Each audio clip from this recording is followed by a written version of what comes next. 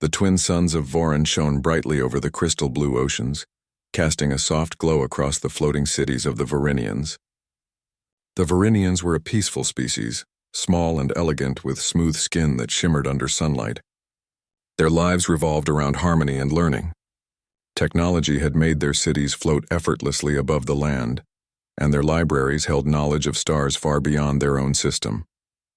But for all their wisdom, the Vorinians had never encountered another species that could truly challenge them, or so they thought. One quiet morning, the calm skies above the capital city rippled with an unusual sight.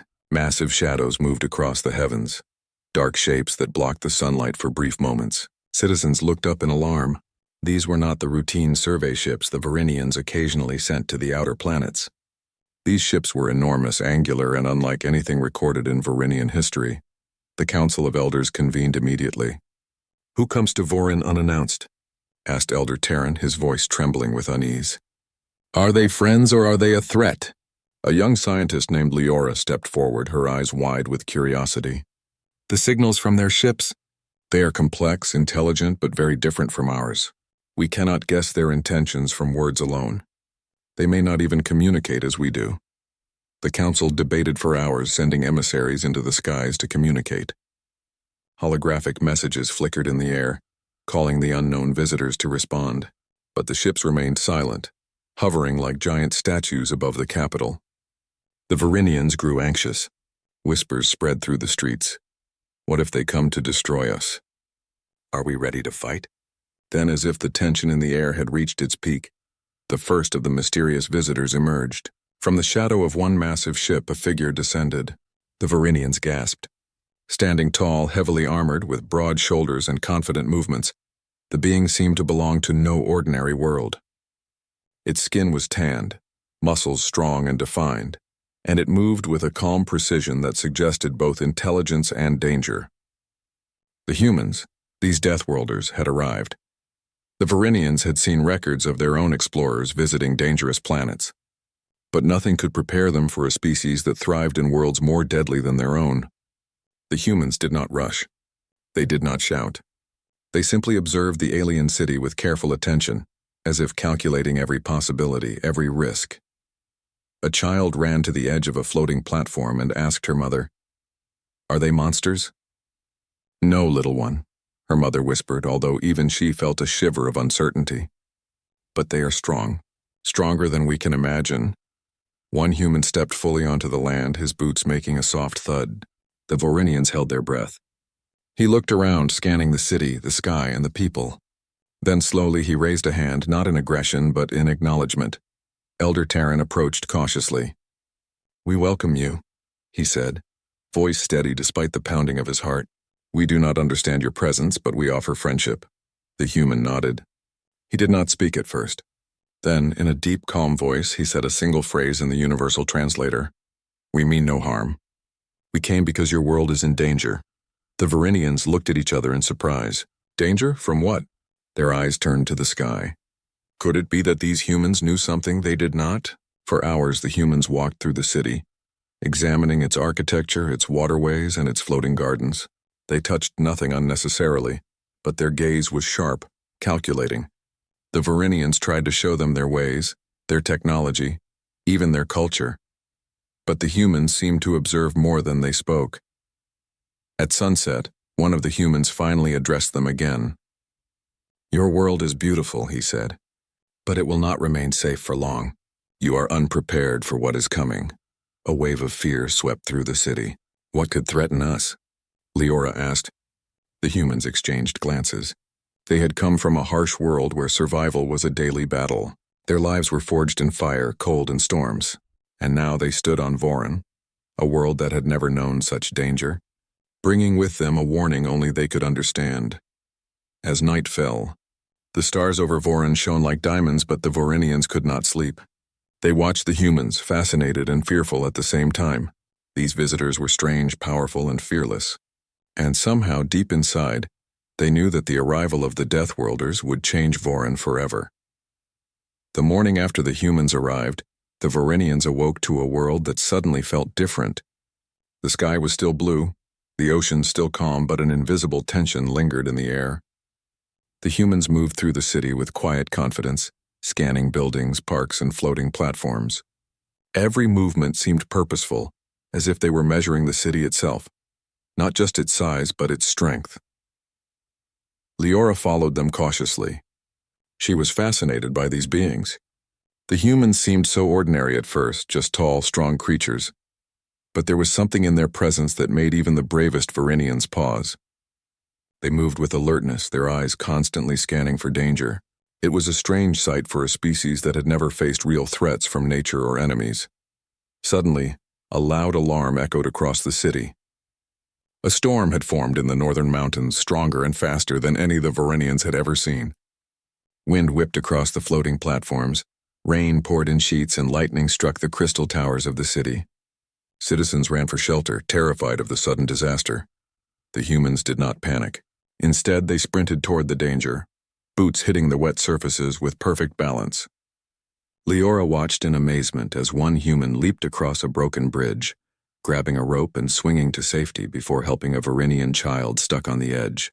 Another human dove into the raging river that had overflowed its banks, lifting a stranded elder to safety with ease. The Varinians could not understand how these visitors moved so easily through the deadly storm. Even their advanced technology had struggled to stabilize floating platforms in strong winds, yet the humans seemed unbothered by falling debris, slippery surfaces, or the roaring torrents. Elder Terran and other council members arrived at the scene, barely keeping up with the humans. How are they surviving this? One of the elders whispered. No being should be able to do what they are doing. One of the humans, a tall man with short-cropped hair and keen eyes, looked at the council calmly. Your world is beautiful, he said, but it is fragile. Nature here is strong but predictable. We survive in worse. We adapt. Leora stared at him, realizing what he meant. Humans came from worlds where storms could last for weeks, where heat or cold could kill within hours, and where food and water were never guaranteed. They had learned to survive and thrive in conditions that would destroy most other species. By the time the storm passed, the humans had saved dozens of Varinians, pulling citizens from the water, reinforcing broken bridges, and securing the most dangerous areas. The city had suffered damage, but no lives were lost. The Varinians were amazed and grateful, but also afraid. These visitors were unlike anything they had ever known. As the storm cleared, the humans gathered near the central plaza. You must prepare, the tall human said. Your defenses are not ready for what is coming. Your world is fragile, and there are beings out there who will not hesitate to destroy it. The Varinians looked at each other in confusion. Who would attack us? Leora asked. The humans exchanged glances, a quiet understanding passing between them. Some threats cannot be predicted, another human said, but we can teach you to survive. We can show you how to fight back, not with violence alone, but with courage, strategy, and endurance. That evening, the humans demonstrated their skills further. They climbed the steep cliffs surrounding the city, scaling sheer rock walls that had never been climbed before. They waded through dense forests, moving silently among enormous predators, while the Varinians watched from a distance. Every challenge seemed effortless to the humans. They lifted fallen trees, bridged gaps with fallen logs, and navigated rivers that had been blocked by landslides, all without injury or hesitation. The Varinians began to whisper among themselves. They are unstoppable. They are not like us. They are Deathworlders. Leora wrote everything down in her journal. She recorded the humans' strength, their speed, their intelligence in dangerous situations, and their calm under pressure. She realized that though East visitors could teach her species something they had never truly understood, survival was not just about knowledge or technology, it was about resilience, courage, and adaptability. By the end of the day, the humans had earned the Varinians' respect and their awe. Children pointed at them, mimicking their movements in play. Adults watched in silence, unable to hide a mixture of fear and admiration. Even Elder Terran had to admit that the humans were extraordinary. As night fell, the humans gathered on the tallest floating platform, looking out over the city. This world is worth protecting, one of them said quietly. We came because danger is coming and you cannot face it alone. But together, we can survive anything. The Varinians did not yet know what danger the humans spoke of. They only knew that these strangers, these Deathworlders, had changed everything. Their world had been peaceful, untested, and safe. Now, with the humans among them, everything felt different. For the first time, the Varinians realized that perhaps survival required more than technology or knowledge. It required courage and the strength to face the unknown. The calm of Vorin did not last. From the depths of space, a dark fleet approached the planet. The Sarth, a ruthless alien species known for their warlike ways, had been watching the Varinians for years. They saw the arrival of the humans and immediately sensed danger. "These newcomers will not be controlled," the Sarth commander growled. "We must strike first." Varinian sensors detected the approaching ships and panic swept through the cities. Floating platforms shook with fear as citizens rushed to shelters. The council called an emergency meeting, but even the wisest elders could not devise a plan. Their technology, built for peace and protection, could not match the Sarth's advanced weapons. Then the humans stepped forward. They did not panic. Their eyes scanned the horizon, calculating distances, angles, and weaknesses. "We can stop them," the tallest human said calmly. "But you must trust us and follow our lead." The Varinians were hesitant. They had never fought a war. Their science had never been tested in real battle. But the humans exuded a quiet confidence that inspired hope. Slowly, the elders nodded. They had no choice. The first Sarth ships arrived, firing energy beams that tore through the edges of the city. Varinians panicked, unable to respond effectively. The humans acted immediately. They moved through the streets with speed and precision, directing citizens to safety while using small energy disruptors to disable incoming Sarth drones. Their movements were a combination of agility, intelligence, and raw courage. One human leapt onto a hovering platform under attack. With careful timing, he disarmed the Sarth weapon, redirecting its energy harmlessly into the sky. Another human led a group of Varinians through the storm of beams, using debris and shields as cover, teaching them quickly how to move without panic. Despite the chaos, the humans never hesitated. They climbed buildings, jumped across damaged platforms, and fought in ways the Varinians had never imagined. Even the toughest Sarth soldiers struggled to match the humans' speed and strength. Where technology failed, the humans' raw survival skills prevailed. Leora followed closely, taking notes. She watched as humans coordinated attacks instinctively, understanding terrain and enemy patterns without any formal training in this world. "They are not just strong," she whispered to herself. "They are unstoppable when they work together." The Sarth commander, seeing their resistance, grew furious. "Destroy them all," he shouted. But even his most disciplined soldiers could not break the human-led defenses. The humans turned obstacles into advantages. Rivers became traps, cliffs became defensive positions, and the storm-tossed forests concealed ambushes. Every natural hazard of Vorin, which had once seemed harmless, was now a weapon in the hands of the humans. The Varinians began to fight alongside the humans. Encouraged by their bravery, they learned to move quickly, think strategically, and act without fear. Even though their bodies were weaker than the humans, their intelligence combined with human guidance made them a formidable team. The city was no longer a place of panic. It became a battlefield of strategy, endurance, and courage. By the end of the first day of battle, the humans had saved hundreds of Varinians and caused heavy damage to the Sarth forces. The aliens could not believe it. "Who are these Deathworlders?" whispered one elder. "No one survives like this. No one conquers like this." But the battle was far from over. The Sarth regrouped, sending even larger ships with stronger weapons. The humans anticipated their moves. "We must strike where they least expect," said the tall human. "We cannot match their numbers, but we can use the planet itself to our advantage." That night, the humans trained small teams of Varinians, showing them how to use terrain for defense, how to avoid traps, and how to strike with precision. They taught them courage under fire and the importance of never giving up, even when the odds were against them. The Varinians, inspired and empowered, felt a new sense of strength awakening within them. As the second day of battle began, the humans led a counterattack. They lured Sarth ships into narrow mountain passes where the Varinians could disable them, and where the humans' agility made them impossible to catch. Energy beams bounced off cliffs, and Sarth soldiers fell into traps set with careful timing. Every move seemed impossible, but the humans made it work. By sunset, the Varinians had begun to understand the true power of their visitors. Humans were not just fighters, they were survivors, thinkers, and leaders. They adapted, endured, and conquered challenges that no other species could. And through it all they remained calm, calculating, and fearless. The Sarth commander, furious at his losses, realized that defeating these humans would not be easy. "These creatures, they are from death itself," he muttered. "No one survives like them. No one fights like them." As night fell on Vorin, the humans and Varinians regrouped. The city had suffered damage, but the enemy had been pushed back. The humans stood quietly, scanning the skies. "This is only the beginning," one of them said. "Tomorrow we finish what we started. They will not take your world." And for the first time, the Vorinians truly believed it. They were no longer helpless.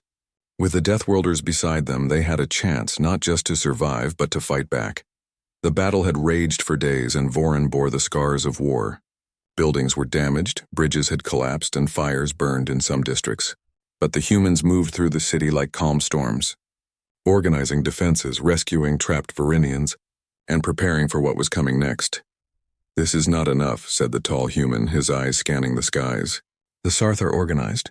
Their fleet is strong, but their command center holds the real power. If we destroy it, the rest will fall." Leora listened carefully. She had studied the humans' every action since their arrival, but now she realized there was a strategy beyond survival and combat. The humans were thinking ahead, planning for victory instead of just defense. The Varinians gathered in the council hall, where the humans laid out their plan. "We will strike the Sarth command station," the human explained. "It orbits above your planet, directing the fleet. We cannot match them head-on, but we can infiltrate it, disrupt their systems, and turn their own weapons against them." The Varinians were nervous. Their minds could not imagine reaching a station in orbit without a fleet or advanced warships. But the humans had studied the Sarth's technology and terrain. They could use smaller craft maneuvering through debris and weak points in the fleet's defenses. When night fell, the humans prepared for the mission. Leora watched them load small, sleek ships with gear that looked simple but was powerful. "What makes them so confident?" she whispered to Elder Terran. "They are Deathworlders," he replied. "They are born to survive anything. Nothing can stop them. Not storms, not enemies, not impossible odds." The humans departed under the cover of darkness. Varinians watched anxiously as their visitors soared into the sky.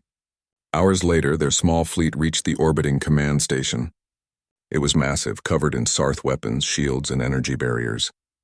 The humans did not hesitate. They analyzed weaknesses, plotted paths through the defenses, and began the infiltration. Inside the station, the humans moved silently. They disabled security drones, avoided traps, and used the Sarth's own systems against them. One human climbed a vertical shaft to reach the control room, while another hacked the communication systems to send false orders to the Sarth fleet below. The command station, once a symbol of power and terror, began to unravel under the humans' precise actions. Back on Vorin, the Varinians saw strange lights in the sky. Sarth ships faltered in formation, some turning on each other by mistake. "What is happening?" Leora asked, astonished. The humans' plan was working. By infiltrating the command station, they had disrupted communications and controls. The Sarth fleet was confused and uncoordinated. The humans, using skill, courage, and understanding of the enemy's systems, had turned the tide of the battle. Inside the station, the humans reached the central control room. Screens flickered with alien symbols, and the Sarth commander screamed orders that could not be followed. One human quickly recalibrated the station's weapon systems, pointing the energy beams outward toward the enemy ships. In moments, the Sarth fleet began to take heavy damage from their own weapons, a disaster they could not stop. The humans moved efficiently, knowing exactly when to act and when to retreat. The command station, once a fortress, had become a trap for the Sarth themselves. Leora, watching through the city's sensors, felt her heart race. "They are turning the impossible into reality," she whispered. After hours of precise maneuvering, the humans returned to Vorin. The Sarth fleet had been weakened, their command station neutralized, and the city was safe for now. The Varinians rushed to greet the humans, filled with awe and gratitude. They had witnessed not just strength but intelligence, courage, and planning beyond anything they had imagined.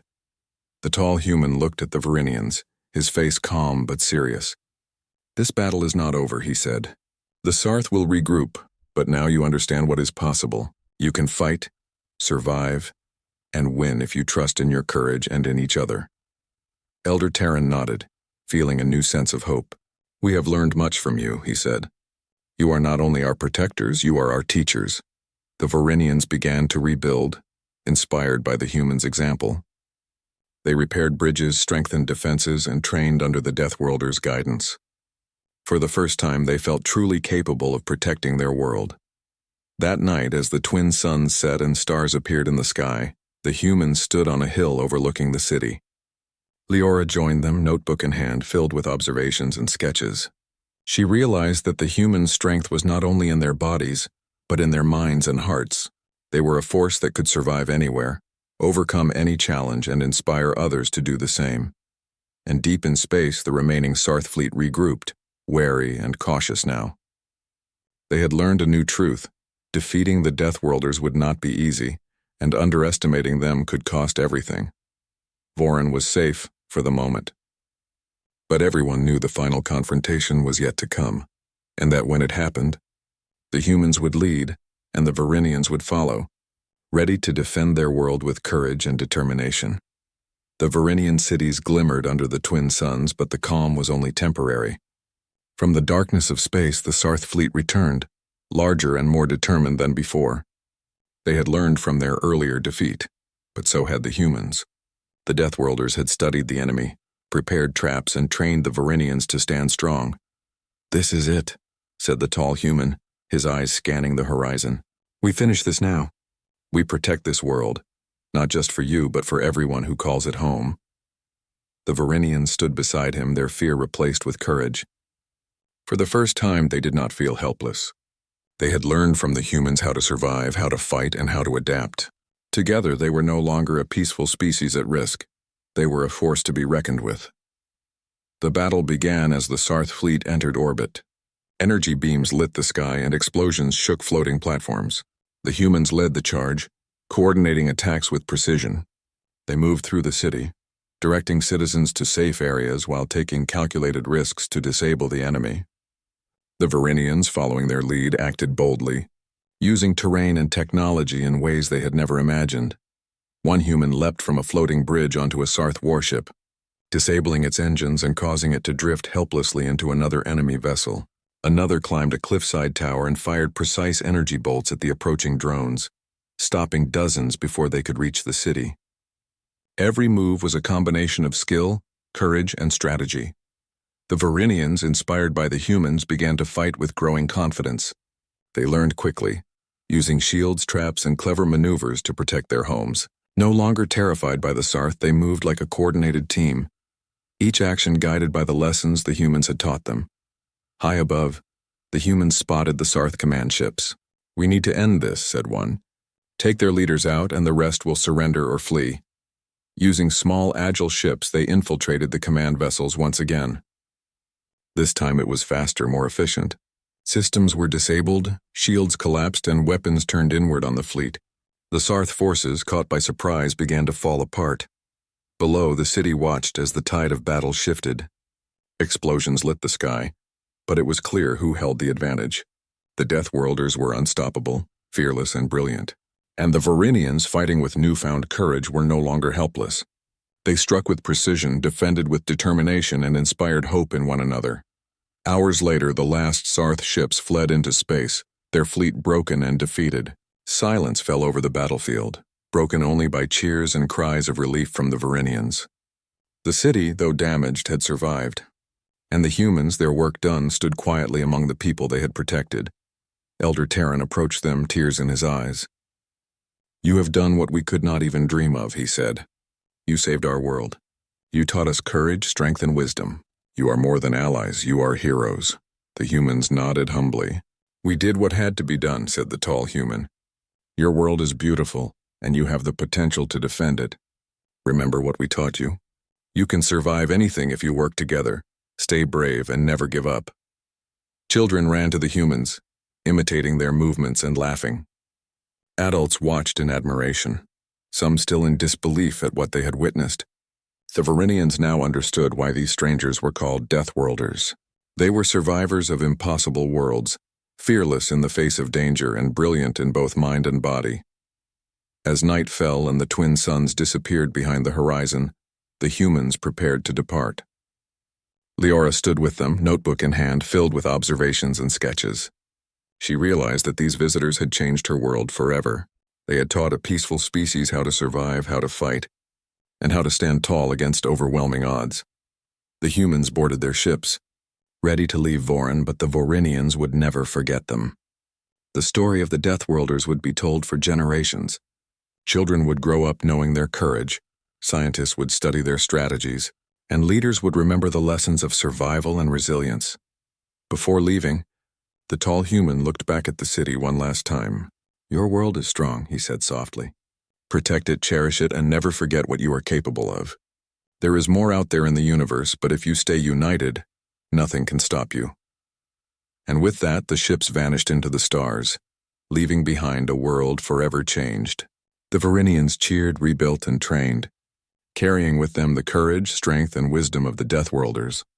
The legend of the humans spread across galaxies, a story of beings who could survive anywhere, overcome impossible odds, and inspire hope in those who thought they were weak.